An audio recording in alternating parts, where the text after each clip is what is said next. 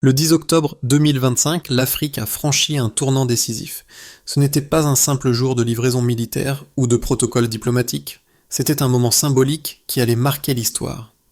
Ibrahim Traoré, le président soldat du Burkina Faso, ne recevait pas seulement des véhicules blindés, il recevait les moyens de redéfinir l'avenir du continent. Ce geste, loin d'être anodin, annonçait la fin de la dépendance et le début d'une nouvelle ère d'indépendance. Le message était clair, l'Afrique ne demandera plus la permission. Que se passera-t-il lorsque tout un continent décidera de ne plus se soumettre ? Ce qui s'est passé ce jour-là à Ouagadougou n'est pas seulement un acte militaire. C'est un symbole d'un changement radical dans la façon dont l'Afrique perçoit sa souveraineté. Ibrahim Traoré, en prenant cette décision audacieuse, a envoyé un message fort à l'Occident et au reste du monde. Le Burkina Faso, autrefois vu comme un pion dans les mains des puissances étrangères, est désormais libre de choisir son propre destin. Ce n'est pas simplement une question de pouvoir militaire, mais d'affirmer une indépendance que le continent africain a longtemps attendue. Pour le peuple burkinabé, ce moment marquait la fin de décennies de soumission à des puissances extérieures et le début d'une nouvelle ère d'autodétermination. Mais à quoi cela va-t-il mener ? Les défis sont nombreux, et cette décision pourrait bien avoir des conséquences inattendues. L'avenir de la région, voire du continent, pourrait bien se redéfinir. L'Afrique pourra-t-elle réellement maintenir cette indépendance, ou se retrouvera-t-elle sous une nouvelle forme de dépendance, cette fois vis-à-vis de la Chine ? Passons maintenant à l'événement lui-même. Le 10 octobre 2025, un événement majeur a secoué l'Afrique de l'Ouest. Ce matin-là, le président Ibrahim Traoré a non seulement assisté à la réception d'un convoi de matériel militaire sophistiqué, mais il a également symboliquement redéfini le rôle de son pays sur la scène internationale. À la tête de ce convoi se trouvaient des véhicules blindés VN-22, des mortiers automoteurs PL-05 et des lance-roquettes SR-5, tous en provenance de Chine, livrés sans les conditions habituelles imposées par les puissances occidentales. L'armement sophistiqué que recevait le Burkina Faso n'était pas un simple renfort pour l'armée, mais un signe de rupture avec l'influence occidentale. Cet événement marquait un tournant pour un pays qui avait longtemps vécu dans l'ombre de l'aide occidentale, soumise aux injonctions de partenaires étrangers. Depuis des années, le Burkina Faso était sous le joug d'une guerre asymétrique contre des groupes djihadistes qui ravageaient ces régions du nord. L'aide occidentale, bien qu'arrivant en retard et en quantité limitée, ne suffisait pas à combler les lacunes de l'armée. Les soldats se retrouvaient souvent sans équipement et mal préparés pour faire face à l'ampleur du conflit. Les promesses d'aide étaient souvent accompagnées de conditions politiques qui limitaient la souveraineté du pays. Cependant, Ibrahim Traoré a vu cette faiblesse et a pris une décision radicale. Il a choisi de ne plus attendre que l'aide occidentale arrive, mais de prendre les choses en main. Les véhicules blindés et les équipements militaires chinois étaient le symbole de cette nouvelle approche. L'armement ne venait pas avec les chaînes de la dépendance, mais avec la possibilité de reprendre le contrôle total de la sécurité du pays. Ce moment marquait la fin de la dépendance à l'Occident et le début d'un chemin vers une autonomie réelle. Mais à quel prix ? Le Burkina Faso pourra-t-il soutenir cette indépendance sans se retrouver pris dans une autre forme de domination, cette fois-ci chinoise ? Parlons un peu d'Ibrahim Traoré lui-même. Ibrahim Traoré n'est pas simplement le président du Burkina Faso, il est également un symbole vivant du changement radical qui secoue l'Afrique de l'Ouest. Son ascension à la présidence n'a pas été le fruit du hasard, mais d'un désir profond de redonner au pays sa dignité et sa souveraineté. En tant que militaire, il comprend mieux que quiconque les enjeux liés à la défense nationale, mais aussi l'importance d'une indépendance stratégique. Son parcours, marqué par une détermination inébranlable, a fait de lui un leader charismatique, capable de s'opposer aux puissances traditionnelles, qu'elles soient occidentales ou même régionales. La réception des véhicules blindés en octobre 2025 a eu un impact immédiat et profond. Pour les soldats, c'était plus qu'un simple matériel militaire, c'était un symbole de leur dignité retrouvée, une reconnaissance de leur rôle central dans la défense de la nation. L'armement moderne envoyait un message puissant. Le Burkina Faso ne dépendra plus de l'aide internationale pour sa survie. Pour le peuple burkinabé, ce moment a été perçu comme un réveil national. Les radios, souvent utilisées pour diffuser des informations de l'extérieur, ont vu des émissions spéciales où des voix locales s'exprimaient sur ce changement historique. L'impact psychologique de cette réception a été immédiat. Les soldats, autrefois sous-équipés et démoralisés, ont ressenti un regain de fierté. Les civils, eux, ont vu dans cet acte un espoir renouvelé. Ibrahim Traoré a non seulement renforcé la position militaire du Burkina Faso, mais il a aussi redonné confiance à un peuple qui depuis trop longtemps se sentait négligé par la communauté internationale. Ce geste a jeté les bases d'une nouvelle Afrique, plus unie, plus audacieuse, mais aussi plus vulnérable face aux défis à venir. Revenons à la scène du jour J. Le 10 octobre 2025, la scène était prête pour un événement qui allait marquer l'histoire de l'Afrique. Ce matin-là, les rues de Ouagadougou vibraient sous le bruit des moteurs de plusieurs véhicules blindés et d'armements lourds. Les habitants, qui n'étaient pas habitués à un tel déploiement militaire, observaient avec une curiosité mêlée d'espoir. Ibrahim Traoré, le président soldat, n'était pas à l'écart, comme de coutume, mais au cœur de l'action. Il se trouvait sur le tarmac, parmi les machines qui allaient bientôt transformer la dynamique militaire du Burkina Faso. Ce n'était pas un simple défilé militaire. C'était un signal puissant envoyé au monde. Les véhicules blindés VN-22 en particulier symbolisaient un changement profond, non seulement parce qu'ils étaient un matériel militaire moderne, mais aussi parce qu'ils étaient le fruit d'une coopération avec la Chine, une puissance étrangère qui n'imposait pas les mêmes conditions que l'Occident. Ces armes arrivaient sans les chaînes habituelles de l'aide internationale. L'Occident, depuis des décennies, avait conditionné son soutien à des règles strictes, des restrictions politiques et des attentes de fidélité stratégique. Mais cette fois, c'était différent. Ces véhicules étaient arrivés sans condition. L'armement, qui aurait auparavant été perçu comme un simple renfort pour une armée sous-équipée, devenait le pilier d'une nouvelle autonomie. Le moment a été d'autant plus marquant car il a eu lieu dans un contexte de guerre constante contre des groupes djihadistes dans le nord du pays. Depuis plusieurs années, le Burkina Faso se battait dans l'ombre, souvent seul, contre une menace grandissante. Les groupes armés avaient profité de l'absence de soutien immédiat et efficace pour renforcer leur présence. Le gouvernement de Traoré avait fait face à des critiques concernant le manque d'équipement militaire adéquat. Pourtant, au lieu de se soumettre aux exigences de l'Occident, Traoré a opté pour une voie radicalement différente. Le convoi, bien que symbolique, marquait la fin de la dépendance à l'aide militaire occidentale et l'aube d'un nouveau type de souveraineté.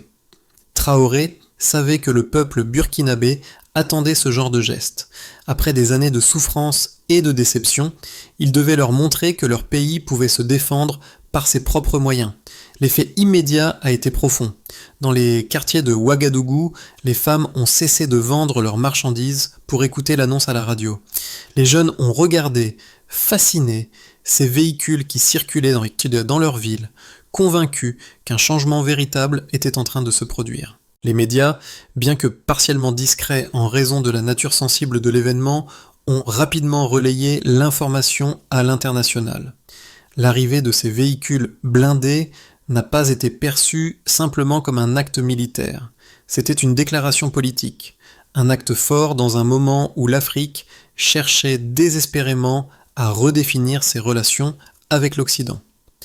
La presse étrangère a tenté de minimiser l'impact, qualifiant l'action de simple mouvement tactique, mais sur le terrain, le message était évident. Le Burkina Faso ne comptait plus sur l'aide extérieure pour sa survie. Il ne demanderait plus la permission. À ce moment précis, la guerre contre les djihadistes, bien que loin d'être terminée, avait pris un tournant. Le matériel de guerre chinois venait avec une promesse implicite de soutien, mais sans les compromis qui avaient accompagné les précédentes aides occidentales. L'armée burkinabé, galvanisée par ce soutien inattendu, se sentait prête à relever de nouveaux défis. Mais ce geste, bien que porteur d'espoir, n'était pas sans risque. Si le Burkina Faso choisissait d'aller de l'avant sur cette voie, quels en seraient les impacts à long terme ? Serait-ce un modèle à suivre pour d'autres nations africaines, ou bien un piège qui pourrait, au bout du compte, conduire à une dépendance différente, cette fois-ci avec la Chine ? Examinons maintenant les chiffres qui éclairent cette décision.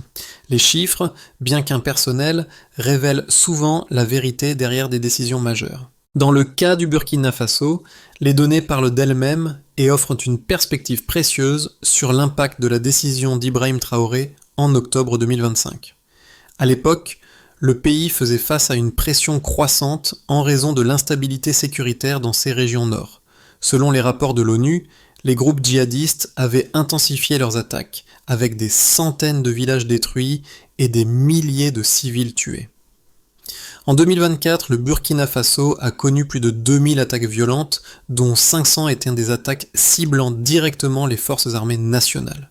Ces chiffres montrent l'urgence pour le gouvernement de répondre à une menace croissante avec des moyens militaires efficaces. Avant l'arrivée des véhicules blindés et des armements modernes, les forces burkinabées étaient équipées principalement de matériel vieillissant, souvent inadapté aux nouvelles tactiques des groupes terroristes.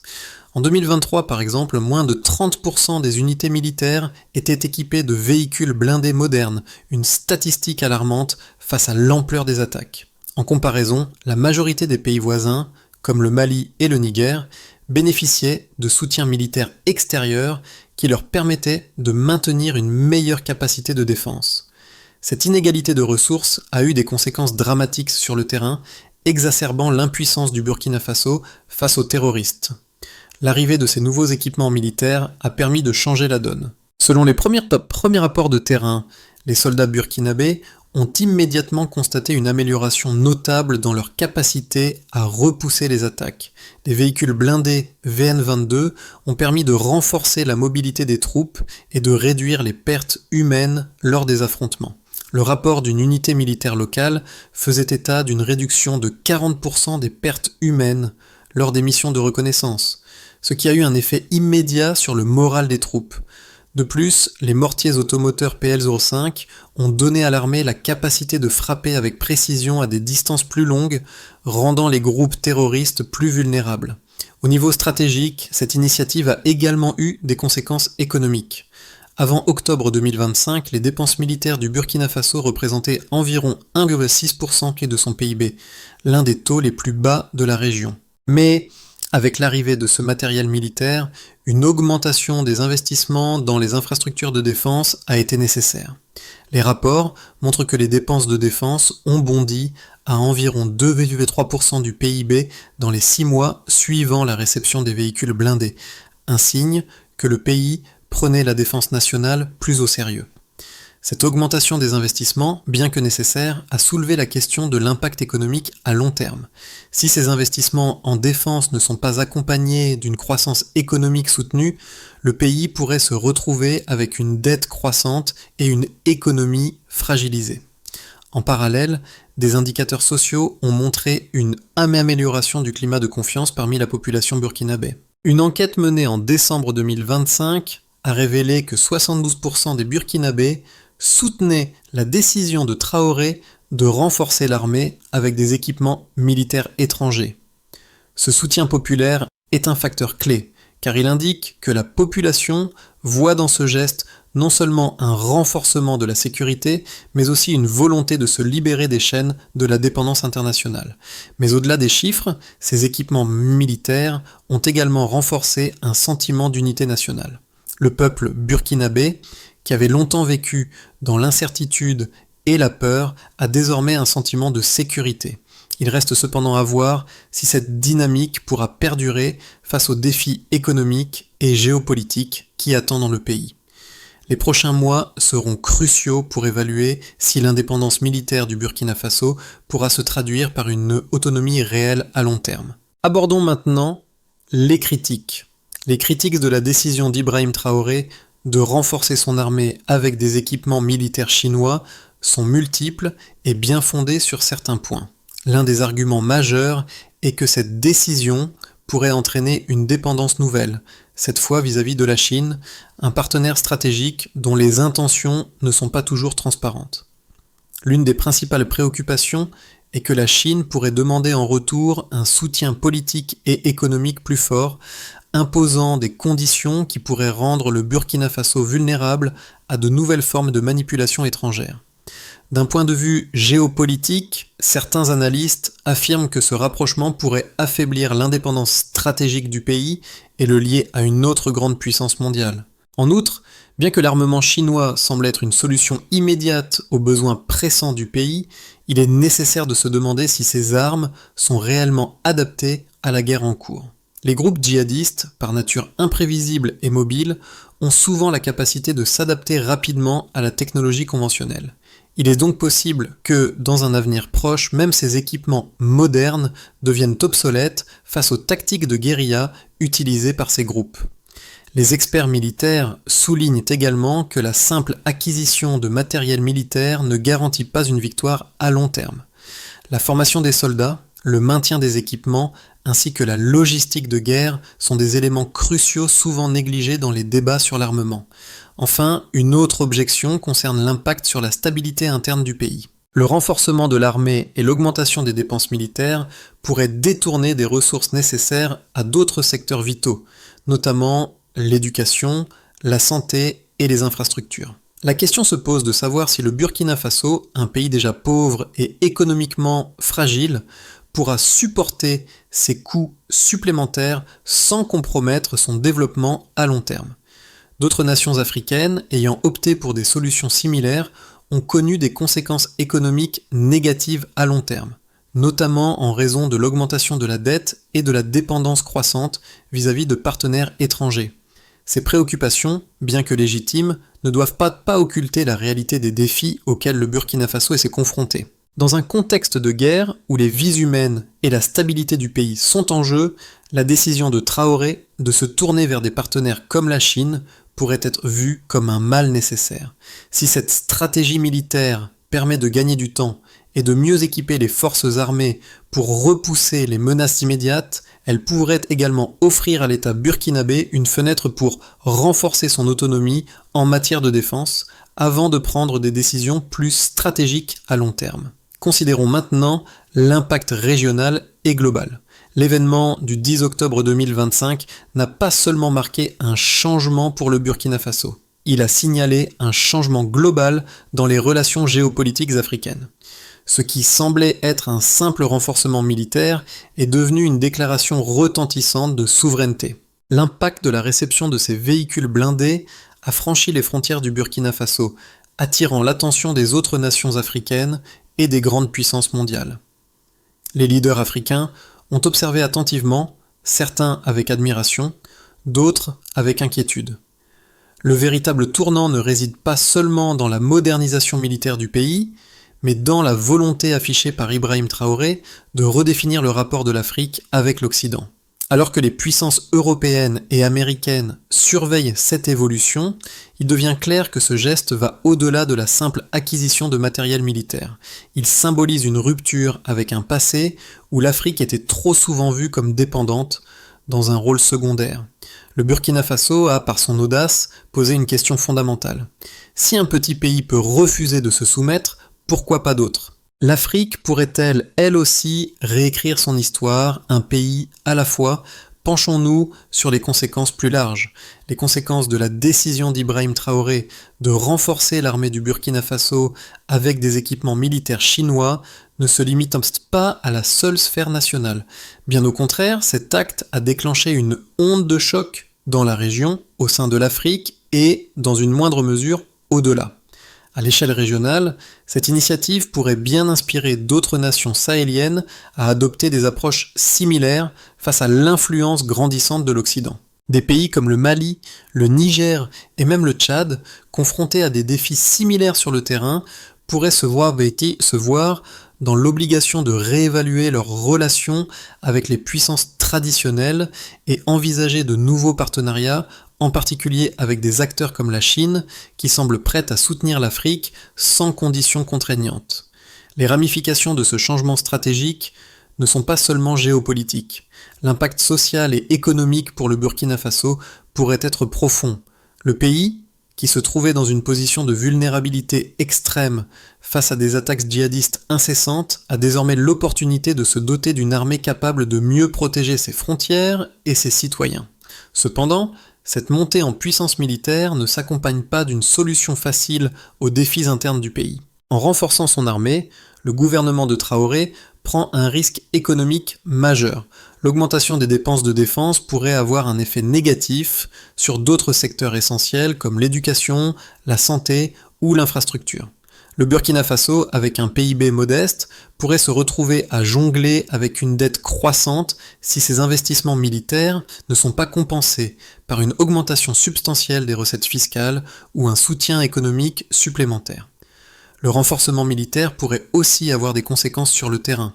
Bien que les véhicules blindés et l'équipement moderne permettent une meilleure défense contre les terroristes, l'expérience passée montre que les groupes djihadistes sont souvent capables d'adapter rapidement leur stratégie. Ces nouveaux équipements pourraient ne pas être suffisants si le Burkina Faso ne parvient pas à résoudre les problèmes internes liés à la logistique, la formation des troupes et la gestion des ressources. En outre, la dépendance à l'égard de la Chine, bien que stratégique à court terme, pourrait compliquer les relations du pays avec l'Occident.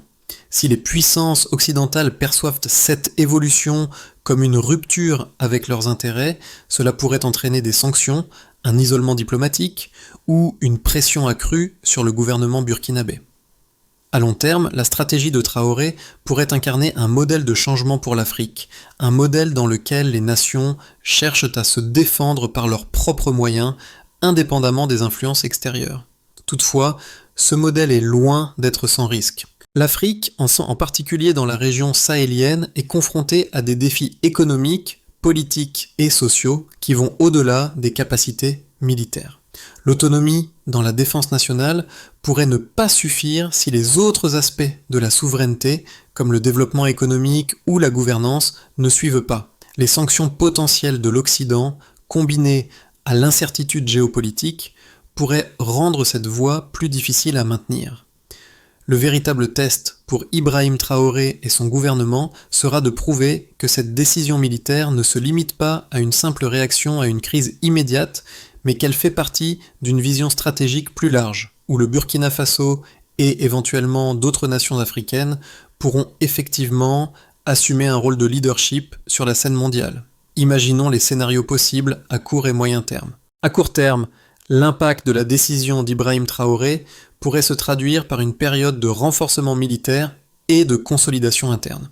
Dans ce scénario, le Burkina Faso pourrait connaître une amélioration immédiate de ses capacités de défense, renforcées par les nouveaux équipements militaires. L'armée, mieux équipée, pourrait repousser plus efficacement les attaques des groupes djihadistes dans le nord du pays. Le soutien populaire pour Traoré, déjà important, pourrait se renforcer car la population verrait dans cette décision un gage de sécurité et de souveraineté retrouvée. L'augmentation des dépenses militaires, bien qu'importante, pourrait être compensée par un climat de confiance et de stabilité retrouvé au sein de la population. Sur le plan international, cependant, les relations avec l'Occident pourraient se tendre avec des critiques croissantes concernant l'influence grandissante de la Chine sur le pays. Les pays voisins pourraient également se montrer méfiants, bien que certains, comme le Mali ou le Niger, pourraient être tentés de suivre l'exemple du Burkina Faso et chercher à diversifier leurs partenariats militaires. Dans un deuxième scénario, le Burkina Faso pourrait se retrouver dans une position plus compliquée, où les succès militaires à court terme se verraient contrebalancés par des défis économiques croissants. L'augmentation des dépenses militaires pourrait avoir un impact négatif sur les autres secteurs vitaux, notamment l'éducation et la santé, qui souffrent déjà du manque de ressources. La pression sur le gouvernement pourrait s'intensifier à mesure que les coûts de la guerre et de la modernisation de l'armée pèsent sur l'économie. De plus, l'isolement diplomatique du pays pourrait se renforcer si les puissances occidentales réagissent par des sanctions ou en réduisant leur soutien économique. Le Burkina Faso pourrait se retrouver dans une situation où il doit choisir entre maintenir son indépendance militaire et faire face à des difficultés économiques majeures. La dépendance croissante à l'égard de la Chine, tout en offrant une solution à court terme, pourrait entraîner des pressions à long terme, notamment en matière de diplomatie et de gouvernance. Enfin, le troisième scénario envisage un Burkina Faso confronté à un enchevêtrement de défis internes et externes. Bien que le pays ait gagné en autonomie militaire, les tensions internes liées aux choix politiques et économiques pourraient éclater. Les divisions sociales entre ceux qui soutiennent la politique de Traoré et ceux qui en critiquent les implications pourraient devenir de plus en plus visibles. L'armement moderne, bien qu'efficace sur le terrain, pourrait ne pas suffire à compenser les problèmes structurels du pays. Une crise économique exacerbée par une dette croissante et une dépendance accrue à la Chine pourrait entraîner des troubles sociaux. Sur le plan international, le Burkina Faso pourrait se retrouver dans un dilemme, continuer à naviguer dans un monde multipolaire où il dépend désormais de puissances étrangères tout en essayant de maintenir son indépendance, ou bien choisir de revenir à un modèle plus conciliant avec l'Occident, mais au prix de sa souveraineté. Les 6 à 12 prochains mois seront cruciaux pour déterminer lequel de ces scénario se réalisera et comment le Burkina Faso naviguera dans un monde de plus en plus complexe. Pensons à ce que cela signifie pour la population. Le défi de la décision d'Ibrahim Traoré dépasse largement les frontières du Burkina Faso. Alors que le pays se prépare à affronter des défis internes et externes majeurs, le reste de l'Afrique et même le monde entier suit de près cette évolution. Mais qu'est-ce que cela signifie pour la population burkinabé ? Pour les jeunes, les femmes sur les marchés et les travailleurs des villes, la décision de Traoré d'acquérir des équipements militaires étrangers symbolise bien plus qu'un simple renforcement de l'armée. C'est un signal d'espoir et de renouveau, un témoignage que leur pays peut se défendre et se faire respecter sur la scène internationale. Ce changement, s'il s'avère efficace, pourrait inspirer une nouvelle génération de leaders à travers l'Afrique. Si le Burkina Faso réussit à tirer parti de son indépendance militaire tout en maintenant un développement économique stable, il pourrait devenir un modèle pour d'autres nations du continent, un exemple de ce que l'autonomie réelle peut offrir. Ce scénario suscite déjà des discussions animées sur les forums, les réseaux sociaux et dans les cafés. Les jeunes Africains, longtemps privés de voix dans la prise de décision mondiale, pourraient trouver dans ce modèle un moyen de se réapproprier leur destin. Cependant, cette situation soulève également des interrogations légitimes. La question de savoir si le Burkina Faso sera capable de surmonter les obstacles économiques et géopolitiques en intégrant à la fois indépendance et développement reste ouverte.